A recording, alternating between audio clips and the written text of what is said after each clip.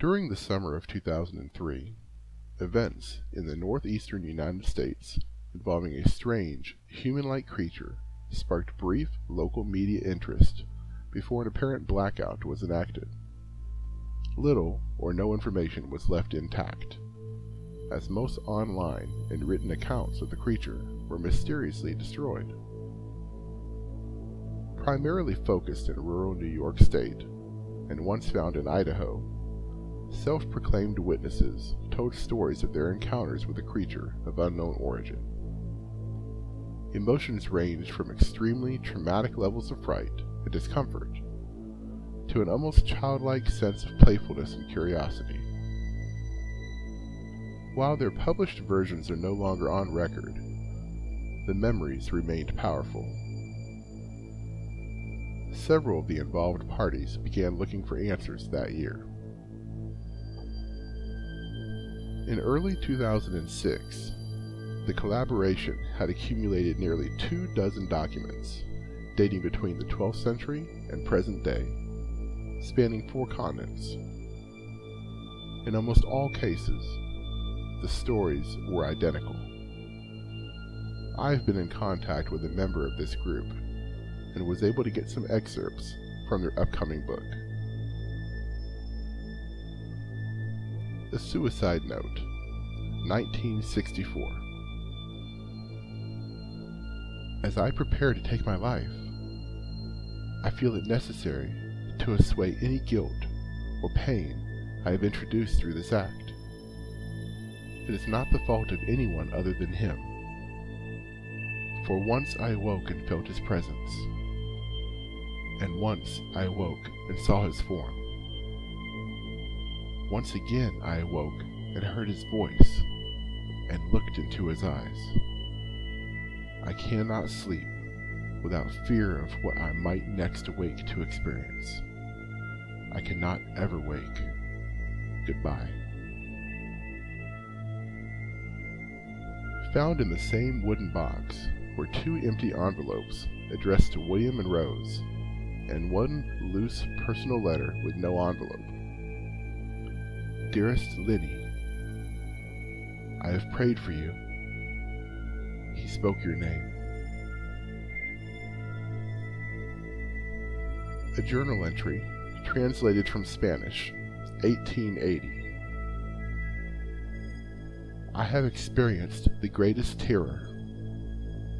I have experienced the greatest terror. I have experienced the greatest terror. I see his eyes when I close mine. They are hollow, black. They saw me and pierced me. His wet hand. I will not sleep. His voice.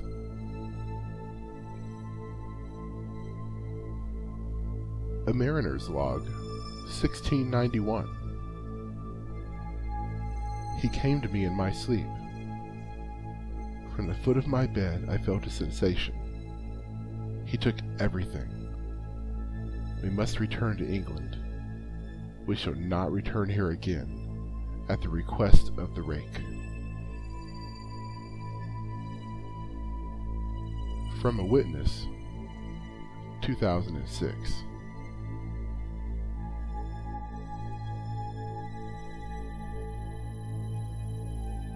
Three years ago, I had just returned from a trip from Niagara Falls with my family for the 4th of July. We were all very exhausted after a long day of driving, so my husband and I put the kids right to bed and called it a night. At about 4 a.m., I woke up thinking my husband had gotten up to use the restroom. I used the moment to steal back the sheets, only to wake him in the process. I apologized and told him I thought he had got out of bed. When he turned to face me, he gasped and pulled his feet up from the end of the bed so quickly his knee almost knocked me out of the bed. He then grabbed me and said nothing. After I adjusted to the dark for half a second, I was able to see what caused the strange reaction.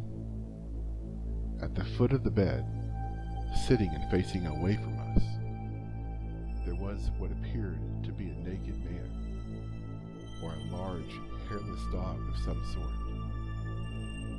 Its body position was disturbing and unnatural, as if it had been hit by a car or something.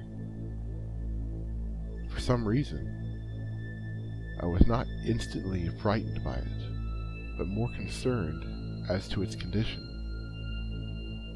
At this point, I was somewhat under the assumption that we were supposed to help him. My husband was peering over his arm and knee, tucked into the fetal position, occasionally glancing at me before returning to the creature. In a flurry of motion, the creature scrambled around the side of the bed, and then crawled quickly in a flailing sort of motion right along the bed until it was less than a foot from my husband's face. The creature was completely silent for about 30 seconds, or probably closer to 5. It just seemed like a while, just looking at my husband. The creature then placed its hand on his knee and ran into the hallway leading to the kids' rooms. I screamed and ran for the light switch, planning to stop him before he hurt my children. When I got to the hallway, the light from the bedroom was enough to see it crouching and hunched over about 20 feet away. He turned around and looked directly at me, covered in blood. I flipped the switch on the wall and saw my daughter Clara. The creature ran down the stairs, while my husband and I rushed to help our daughter. She was very badly injured, and spoke only once more in her short life. She said, "He is the Rake." My husband drove his car into a lake that night. While rushing our daughter to the hospital, they did not survive. Being a small town, news got around pretty quickly.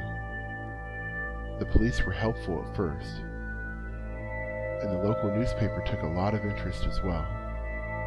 However, the story was never published, and the local television news never followed up either.